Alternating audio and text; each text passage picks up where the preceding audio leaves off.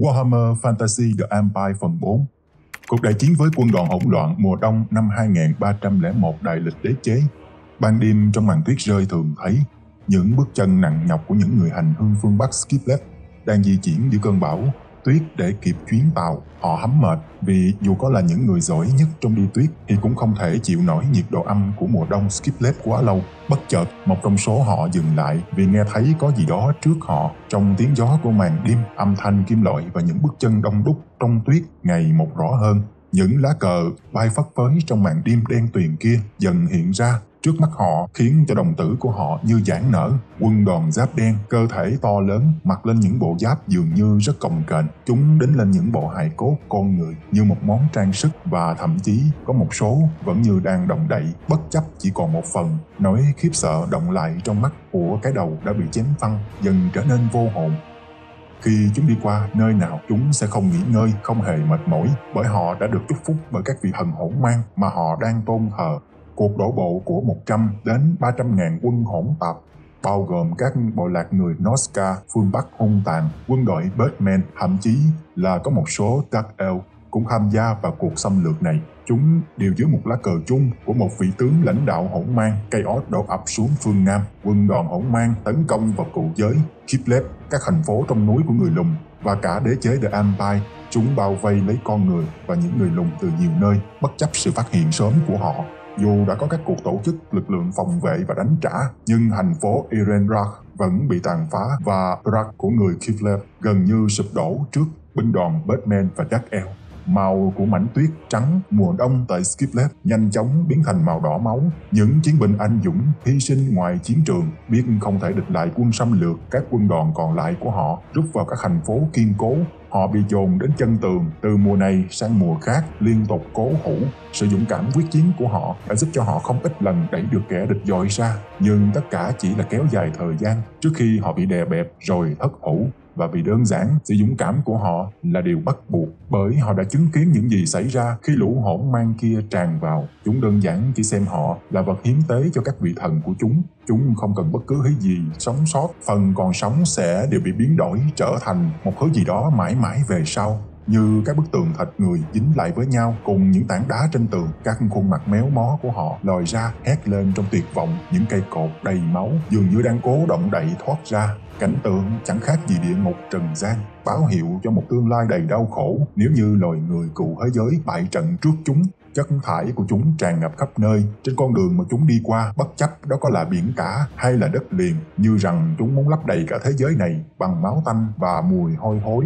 Từ phương Bắc xa xôi, nơi của những vị thần hỗn loạn xuất hiện như một tôn giáo vĩ đại mà những kẻ mang di người Norsca tôn thờ. Một hạm đội lớn xuất hiện tại biển phía Bắc trên Skiplet và The Empire. Khi gặp bất kỳ con tàu nào của họ, chúng đều đánh chìm.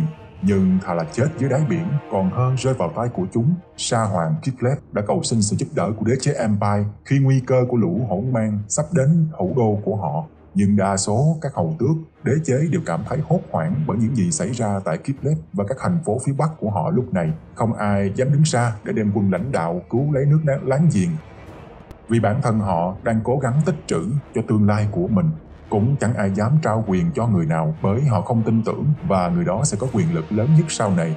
Cho đến khi chúng tràn vào, tàn sát, giết chóc các thành phố của The Empire, không một ai dám đứng ra và đủ sức chống lại. Khi sự tuyệt vọng và sự ham lam tàn phá nhân cách của đế chế tăng cao, một số tỉnh đã bắt đầu xuất hiện những hỗn mang. Họ tôn thờ cả những thứ đang tràn xuống với đầy ác ý kia, chỉ để mong cầu sự tốt đẹp hơn cho chính họ khi chúng đến. Bỗng nhiên có một người đàn ông mạnh mẽ đã đứng ra. Tên ông ta là Magnus von Bielhofen, một quý tộc đồng thời cũng là một linh mục thờ thần Sigma, đứa con của Hanun, đứng ra nói về viễn cảnh của đất nước đế chế để đương đầu với hỗn mang. Một ý tưởng có lẽ là điên rồ, bởi anh ấy đang tự so sánh mình với Sigma của ngày xưa.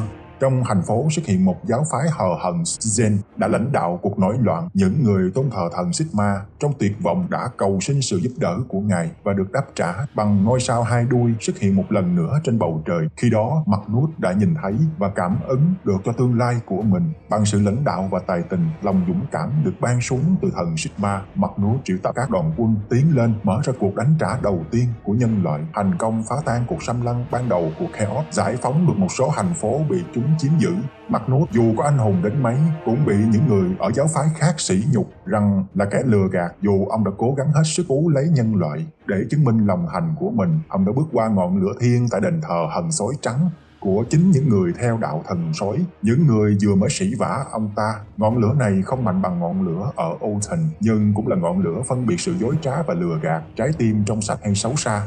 Sau khi bước qua không một vết tích, những kẻ sỉ vả ông cũng bắt đầu phải im lặng chấp nhận quy phục vì một mục tiêu chung. Rồi sau đó họ gặp Baratheon, sứ giả của Alton, bao gồm Teclis, Finril và Ithel, lãnh đạo nhóm pháp sư con người mạnh mẽ được huấn luyện để đối đầu với lực lượng hỗn mang. Lúc này, thủ đô Kajak Akagrak của người lùn đã quyết định đem quân lên phương Bắc, dù bản thân họ cũng đang phải đối chiến tại chiến trường quê nhà. Đối với người lùn thì việc đồng minh và tình bạn là vô cùng quan trọng. Các chiến binh thiện chiến với đôi chân ngắn đã xuất hiện tại lãnh địa của Kitlet, mảnh đất lạnh giá phương Bắc, gia nhập cùng quân đoàn Sa Hoàng Kitlet chống trả lũ tín đồ hỗn mang điên loạn cùng lũ Bushman ở đây. Những Bushman chém giết chỉ để vui cho thần của chúng. Người lùn ập đến đã ngăn chặn thành công bọn Bushman cố gắng phá cổng thành. Khi chúng tập hợp lại lần thứ hai để cố công phá vào một lần nữa, thì quân đoàn The Empire lúc này do Magnus chỉ huy và đi cùng với I.L. Teclis đã đánh úp chúng từ phía sau. Sức mạnh ma thuật của Teclis mang đến đã khiến chúng tan tác trong nguồn năng lượng mạnh mẽ kia. Nhưng cho dù có là vậy, binh đoàn hỗn mang của Avascul vẫn tập hợp và số lượng đông đảo vô cùng. Chúng bắt đầu phản công kịch liệt nhằm cản trở sự hợp nhất của ba cánh quân. 300 chiến binh người lùn đã đột kích tá súng hữu đột nhằm chọc thủng sự phong tỏa của quân đoàn Chaos hướng đến hội quân cùng The Empire. Lực lượng của The Empire cũng nhanh chóng được cử lên để viện trợ đến để hỗ trợ trận chiến, cứu lấy tòa thành cũng như là biên giới của họ. Nhưng tất cả các cuộc đánh trả của loài người và người lùn gần như trong vô vọng, bởi các quân đoàn con người đều bị đẩy lùi. Kitlet và người lùn cố thủ vào trong, còn những người lính của The Empire cũng bị hất văng không biết bao nhiêu lần. Họ không rút chạy mà tập hợp lại một lần nữa với quân đội chi viện tiếp theo để tiếp tục củng cố và cứu lấy thành phố. Chưa bao giờ sử khí và sự quyết tâm của những con người lính đế chế cũng như các chiến binh lùn dâng cao như thế. Họ sẽ cứu lấy tòa thành. Đứng trước sự quyết tâm mãnh liệt của họ, sự liên tục của các trận tập kích liều mạng, các cuộc mở đường máu và công phá yếu điểm xảy ra bất chấp số lượng bị áp đảo. Dù cho phải hy sinh cả tính mạng mình, những người lùn thiện chiến nhất cũng chém đến mệt bã cả hơi tay. Lòng dũng cảm hy sinh của họ đã khiến cho lũ Chaos chùng bước. Lưu ý rằng lực lượng mà họ bắt gặp ở đây chỉ là binh đoàn hỗn mang thờ thần và được ban cho sức mạnh, chứ chưa là những lực lượng chính quy của 4 vị thần hỗn mang. Vì thế họ vẫn còn phần nào đó là con người, nên vẫn bị ảnh hưởng bởi sĩ khí của quân đội loài người. Sau các cuộc hua tàn khốc trên khắp chiến trường, lần đầu tiên con người và người lùn đã cùng nhau đẩy lùi quân đội Chaos, đánh dấu bước ngoặt đầu tiên của việc khiến sức mạnh hỗn mang bị giảm sút. Trong các cuộc chiến sau đó với các thế lực hỗn loạn ngoài kia, con người đã bắt đầu tập trung nguồn lực kinh tế, sức mạnh quân sự, vũ khí, công nghệ và phép hội vào hành luôn, khiến cho nơi này mạnh mẽ, không thua kém gì với một thủ phủ của con người thứ hai, chuẩn bị cho một cuộc chống trả quyết liệt vì sự tồn vong của chủng loài. Những cống hiến vĩ đại của Magnus đã khiến cho ông có biệt hiệu là đứa con ngoan đạo của thần Sigma, khi ông luôn lấy tôn chỉ của Sigma làm tấm gương chiến đấu đến cùng, bất chấp mọi thứ vì chính nghĩa của nhân loại. Tất cả vì Sigma. Từ đó cũng trở thành hoàng đế chính thống bởi chiến công của ông. Magnus lao tâm lao trí xây dựng đất nước, phát triển và điều hòa chính trị. Các quyền lực quý tộc tranh giành với nhau cũng bị ông dẹp tan, cũng như củng cố tất cả các hành trì, phòng thủ các nơi để luôn sẵn sàng cho sự xâm lược tiếp theo của lũ hỗn mang Chaos, đến mức rằng ông đã ra đi trên chính chiếc giường của mình qua một giấc ngủ. Ngày đức vua ra đi, đất nước quyết định biến thành ngày tri ân của toàn quốc. Anh trai Gunther của Magnus lên ngôi năm 2429 đến năm 2519 đại lịch đế chế The Empire đã không thoát khỏi lời nguyền chính trị. Các hầu tước các nơi bắt đầu nhóm lên sự ganh ghét và đố kỵ, tranh giành quyền lực một lần nữa đã nổ ra. Họ bắt đầu cố gắng hạ bệ đức vua hiện tại, khiến cho đất nước lại một lần nữa suy yếu. Các thành phố tự do bắt đầu xuất hiện. Hà hóa, tham nhũng trở lại nhanh như cách mà chúng đã biến mất. Năm 2502, một người mà ai cũng biết vì đó là một nhân vật mà chúng ta sẽ gặp ở trong Warhammer nhiều. Đó chính là Khafran, lên ngôi hoàng đế chính thống và cai trị thủ đô Andor. Học viện quân sự của đế chế lúc này đã phát triển vô cùng mạnh mẽ với sự cai trị của anh ta. Đứng trước nguy cơ một lần nữa, các quân đoàn Chaos phương Bắc lại tiếp tục tập hợp quân đội và sẵn sàng tiến xuống. Sự nổi dậy ở khắp nơi trên các đế chế và sự phân chia quyền lực. Khafran đã từng từ chối gánh nặng này khi anh ta vẫn chưa lên ngôi, nhưng anh đã sớm nhận ra tất cả vận mệnh của chủng loài và quốc gia đều nằm trong tay của mình.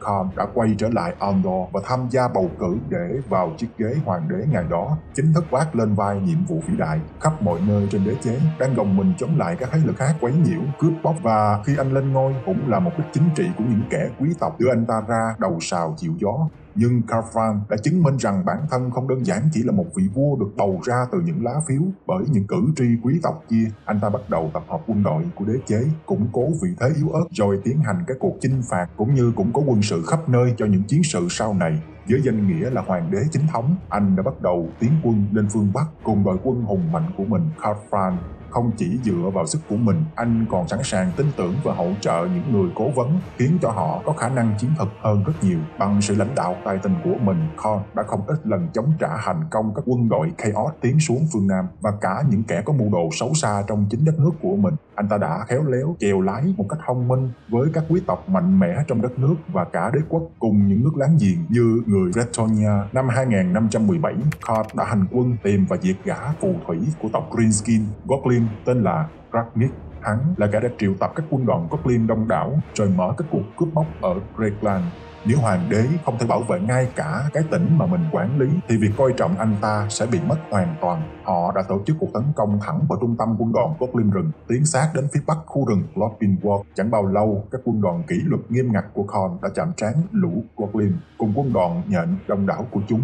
Khan truyền cảm hứng cho quân đội chống trả quyết liệt dù bị áp đảo bởi số lượng. Lúc này, gã phù thủy Goblin đã xuất hiện. Hắn yểm lên Khan một loại bùa chú màu xanh lục. Nó khiến cho anh ta trọng thương. Quân đội gieo hò cũng bị giảm sút sĩ khí khi nhìn thấy thủ lĩnh của mình bị thương. May mắn thay, những hộ vệ của hoàng đế đã bảo vệ anh ấy một cách hoàn hảo. Còn điểu sư mà Khan đang cưỡi cũng chiến đấu ngoan cường để bảo vệ chủ nhân. 3 tiếng đồng hồ liên tục chiến đấu không nghỉ ngơi, Khan đã bình phục và tiếp tục chiến đấu vượt qua cơn đau phải chịu đựng trên cơ thể. Khi con điểu sư thành công quét một phá cào giết chết gã phù thủy da xanh kia thì Khan đã lao xuống và tấn công lũ Goblin dưới đất. Máu chiến của anh thổi lên sự thổn thức của trái tim những chiến binh bên cạnh, bởi sức mạnh của anh đã chứng minh rằng anh không khác gì một vị thần giữa chiến trận. Đoàn quân Goblin hung hãn bị anh ta quét bay lên trên không trung. Điều này cũng khiến những người chứng kiến biết được rằng người lãnh đạo của mình không chỉ giỏi về chính trị, đức vua của họ còn là một chiến binh huyền thoại. Năm 2520, đại quân Greenskin khổng lồ mà phần trước đã có nhắc đến, chúng đã bắt đầu đặt chân lên lãnh thổ của The Empire. Dưới sự lãnh đạo của Khan, họ mở một cuộc chiến chống lại lũ Greenskin trên toàn bộ mặt trận. Nếu không có Khan, người đã đứng đầu sào chịu gió và là người truyền cảm hứng cho các binh sĩ cũng như ngoại giao chính trị khéo léo, thì đế chế The Empire đã sụp đổ từ lâu, từ những năm tháng liên tục phải chống trả những cuộc chiến lẫn trong và ngoài. Điều bất ngờ là cả bóng tối của các vị thần hỗn mang cũng không thể nuốt chửng được The Empire với sự quản lý của anh ta. Khan trở thành vị hoàng đế nổi tiếng, và khi ở trong game, anh ta có thể có được như thế hay không lại là nhờ vào tài lãnh đạo của bạn.